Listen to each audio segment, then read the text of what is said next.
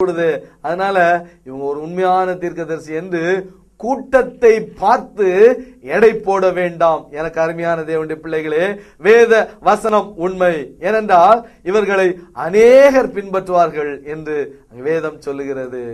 அடுத்து தேவன் அவருடைய ஜனங்களை பார்த்து அங்கலாய்க்கிறார். ஐயோ, நான் பேசாது இருந்தும் இந்த தீர்க்கதரிசிகள் கள்ள தீர்க்க தரிசனம் சொல்கிறார்களே, நான் அனுப்பாது இருந்தும் என் நாமத்தை கொண்டு தீர்க்க தரிசனம் சொல்கிறார்களே இந்த தீர்க்கதரிசிகள், இந்த தீர்க்கதரிசிகளை கண்டு என்னுடைய ஜனங்கள் ஏமாந்து போகிறார்களே என்று கர்த்தர் அங்கே அங்கலாய்க்கிறார். எரேமியா தீர்க்கதரிசியின் புஸ்தகம் 5வது அதிகாரம் 30வது வசனத்தை பார்த்தோமானால், திகைத்து திடுக்கிடத்தக்க காரியம் தேசத்திலே நடந்து வருகிறது. தீர்க்கதரிசிகள் கள்ள தீர்க்க தரிசனம் சொல்கிறார்கள்.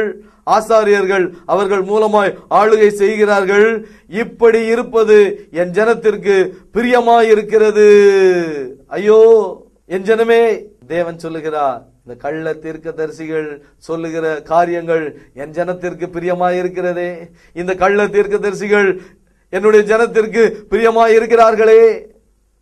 எனக்கு அருமையான தேவனுடைய பிள்ளைகளே, எல்லா ஆவிகளையும் நம்பாமல் அவைகள் தேவனால் உண்டானவைகளோ என்று நீங்கள் சோதித்து அறியுங்கள் என்று தேவன் நமக்கு தெளிவாக சொல்லி இருக்கிறார். இப்படிப்பட்ட இந்த கள்ள தீர்க்க தரிசிகளை அவருடைய கனிகளினால் நாம் அறிந்து கொள்வது மிகவும் அவசியம். இந்த கள்ள தீர்க்க தரிசிகளின் மாயமானது தேசமெங்கும் பரம்பிற்றே. என் ஜனத்தின் ஆத்துமாக்களை அவர்கள் வேட்டையாடுகிறார்களே, என் ஜனத்திற்குள்ளே அவர்கள் பரிசுத்த குலைச்சலாக்குகிறார்களே என்று அவருடைய தீர்க்கதரிசிகளாகிய எரேமியா, எசேக்கியேல் போன்ற தீர்க்கதரிசிகள் மூலமாக தேவன் நம்மை எச்சரிக்கிறார். எனக்கு அருமையான தேவனுடைய பிள்ளைகளே, 3 காரியங்களை கர்த்தர் இங்கே சொல்லுகிறார். முதலாவது என்ன சொல்கிறார்? இப்படிப்பட்ட தீர்க்கதரிசிகளுடைய வார்த்தைகளை நீங்கள் கேட்காதிருங்கள். எரேமியா தீர்க்கதரிசியின் புஸ்தகம் 27:16 அங்க தேவன் சொல்கிறார். அடுத்து எரேமியா 29:8 சொல்கிறார், அவர்கள் உங்களை மோசம் போக்க ஒட்டாதிருங்கள் என்று அங்க தேவன் சொல்லுகிறார். இப்படிப்பட்ட கள்ள தீர்க்க தரிசிகள் சொல்லுகிற அந்த தீர்க்க தரிசனங்கள் எல்லாம் பொய்யானது, அவைகள் பலிப்பதில்லை.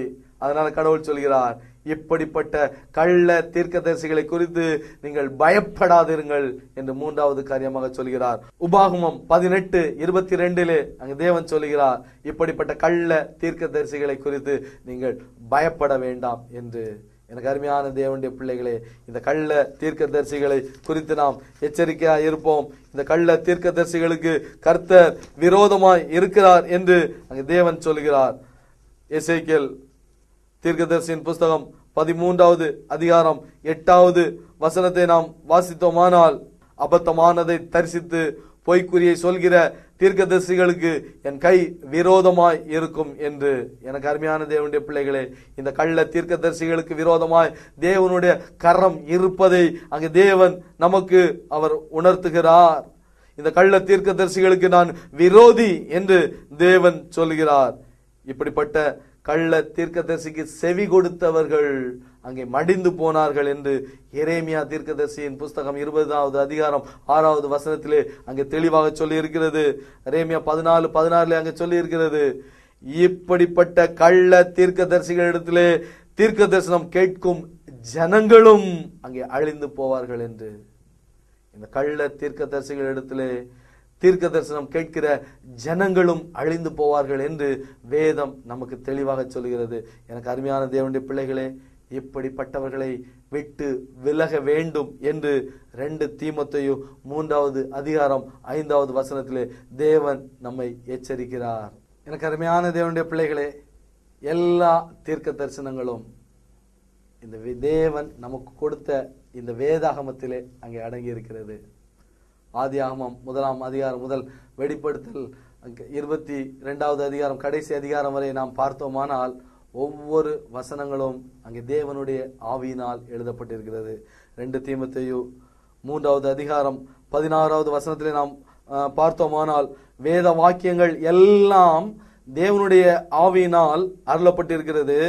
தேவனுடைய மனுஷன் தேறினவனாகவும் எந்த நற்கிரியையும் செய்ய தகுதி உள்ளவனாகவும் இருக்கும்படியாக அவைகள் உபதேசத்திற்கும் கடிந்து கொள்ளுதலுக்கும் சீர்திருத்தலுக்கும் நீதியை படிப்பிக்குதலுக்கும் பிரயோஜனமாய் இருக்கிறது. எல்லா வேத வசனங்களும் தேவ ஆவியானவரால் அங்கே ஏவப்பட்டு எழுதப்பட்டு அங்கே நம்முடைய கைகளிலே அங்கே கொடுக்கப்பட்டு இருக்கிறது. இதை விட இன்னொரு தீர்க்க தரிசனம் நமக்கு தேவையா? எனக்கு அருமையான தேவனுடைய பிள்ளைகளே, ஆனா இன்னைக்கு நம்ம என்ன பண்றோம் அப்படின்னா, தீர்க்க தரிசனம் என்கின்ற போர்வையிலே குறி கேட்கிறவர்களாக நாம் மாறிவிட்டோம். இன்றைக்கு குறி கேட்பதையே நாம் தீர்க்க தரிசனம் என்று அங்கே சொல்லி அங்கே கள்ள தீர்க்க தரிசிகளை நம்பி நாம் ஓடுகிறவர்களாக நாம் காணப்படுகிறோம். லேவியராகமம் 19வது அதிகாரத்தில் நாம் பார்த்தோமானால், நீங்கள் குறி கேளாமலும் நாள் பாராமலும் இருங்கள். லேவியராகமம் 20:6 அங்கே சொல்லி இருக்கிறது, அஞ்சனம் பார்க்கிறவர்களையும் குறி சொல்கிறவர்களையும் பின்தொடர்ந்து சோரம் போக எந்த ஆத்துமா அவர்களை நாடுகிறானோ அந்த ஆத்துமாவுக்கு விரோதமாக எதிர்த்து நின்று அவனை தன் ஜனத்தில் இராதபடி அறுப்புண்டு போக பண்ணுவேன் என்று அங்கே தேவன் சொல்கிறார். இந்த அஞ்சனம் பார்க்கிறவர்கள், குறி சொல்லுகிறவர்களை நாடி தேடுகிறவர்களை மாறி இன்றைக்கு தீர்க்க தரிசனம் சொல்லுகிற அந்த கள்ள தீர்க்க தரிசிகளை நம்பி ஓடுகிறவர்களை குறித்து ஆங்கில வேதாகமம் என்ன சொல்கிறது என்றால், ஆங்கிலத்திலே ஸ்பிரிச்சுவல் பிராஸ்டிடியூஷன் என்று. எனக்கு அருமையான தேவனுடைய பிள்ளைகளே, நாம் மிகவும் எச்சரிக்கையாக இருக்க நாம் கடமைப்பட்டு இருக்கிறோம். ஜனவரி மாதம் 1ஆம் தேதி ஆச்சுதுன்னா அங்கே நாம் கல்யாண மண்டபமாக ஓடுகிறோம், அல்லது கன்வென்ஷன் கூட்டங்களாக நாம் பார்த்து ஓடுகிறோம். ஐயோ, இந்த ஆண்டுக்கு அங்கே தேவன் அங்கே என்ன சொல்கிறார் என்று நாம் குறி கேட்கிறவர்களாக அங்கே நாம் போகிறோம். ஆனால் எல்லா தீர்க்க தரிசனங்களும் தேவன் நமக்கு கொடுத்த இந்த வேதாகமத்திலே இருக்கிறது என்பதை நாம் மறந்து விடுகிறோம். ஆனால் கடைசி நாட்களிலே சம்பவிக்க போகிற காரியங்களை அங்கே தேவன் தெளிவாக நமக்கு அங்கே முன்னதாக அறிவித்திருக்கிறார். சொல்கிறார். மத்தேயு 24வது அதிகாரம், லூக்கா 21வது அதிகாரத்தை நாம் பார்த்தோமானால் அங்கே எல்லா காரியங்களும் தெளிவாக இருக்கிறது. அக்கிரமம் மிகுதியாகும், அநேகருடைய அன்பு தணிந்து போகும், யுத்தங்களின் சத்தத்தை நீங்கள் கேட்பீர்கள், யுத்தங்களின் செய்திகளை கேட்பீர்கள், அங்கே ஜனத்திற்கு விரோதமாக ஜனம் எழும்பும், ராஜ்யத்திற்கு விரோதமாக ராஜ்யம் எழும்பும், பஞ்சங்கள், கொள்ளை நோய்கள், பூமி எதிர்ச்சிகள் பல இடங்களில் உண்டாகும், வானத்திலிருந்து பயங்கரமான தோற்றங்களும் பெரிய அடையாளங்களும் உண்டாகும், சூரியனிலும் சந்திரனிலும் நட்சத்திரங்களிலும் அங்கே அடையாளங்கள் தோன்றும், பூமியின் மேல் உள்ள ஜனங்களுக்கு தத்தளிப்பும் இடுக்கணும் உண்டாகும், சமுத்திரமும் அலைகளும் முழக்கமாய் இருக்கும், வானத்தின் சத்துவங்கள் அசைக்கப்படும்.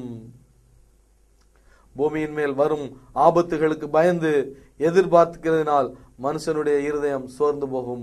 கடைசி நாட்களிலே சம்பவிக்க போகிற காரியங்களை எவ்வளவோ நாட்களுக்கு முன்பதாக தேவன் அவருடைய வேத வசனத்திலே தெளிவாக எழுதி நமக்கு கொடுத்திருக்கிறார். எனக்கு அருமையான தேவனுடைய பிள்ளைகளே, ஆனால் இந்த குறி சொல்லுகிற ஆவியை உடைய கள்ள தீர்க்கதரிசிகளை நம்பி இந்த கடைசி நாட்களிலே ஏமாந்து போகாமல், குறி சொல்லுகிற ஆவிகளை உடைய கள்ள தீர்க்கதரிசிகளை குறித்து நாம் எச்சரிக்கையா இருந்து, குறி சொல்லுகிற ஆவிகளை உடைய கள்ள தீர்க்கதரிசிகளை தேடி ஓடாமல், எனக்கு அருமையான தேவனுடைய பிள்ளைகளே, வேத வசனத்தை நாம் அறிந்து கொள்வோம்.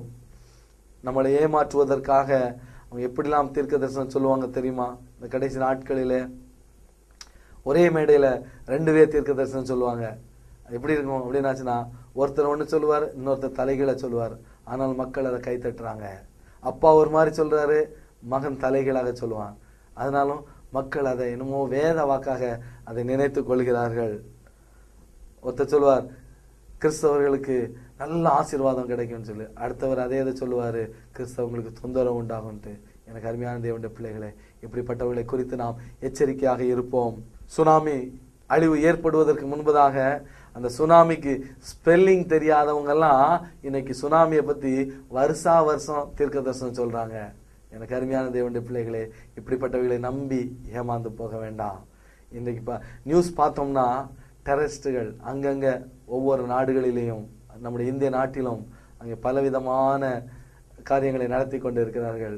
என்னமோ கடவுள் நேற்று அவங்களுக்கு சொன்ன மாதிரி, அவங்க 1ஆம் தேதி வந்து, இந்த ஆண்டு அங்கே டெரரிஸ்ட் அட்டாக்குகள் அப்படி நடக்க போகிறது, அவர்கள் இப்படி மூர்க்கத்தனமாய் அவர்கள் இந்திய தேசத்திற்கு விரோதமாக எழும்புகிறார்கள் அப்படின்னு சொல்லி அங்கே தீர்க்க தரிசனம் என்கின்ற போர்வையிலே கள்ள தீர்க்க தரிசனம் சொல்லுகிற அந்த கள்ள தீர்க்க தரிசிகளை நம்பி ஏமாந்து போகாதீர்கள். உங்களை நம்ப வைப்பதற்காக அந்த தவள பாஷை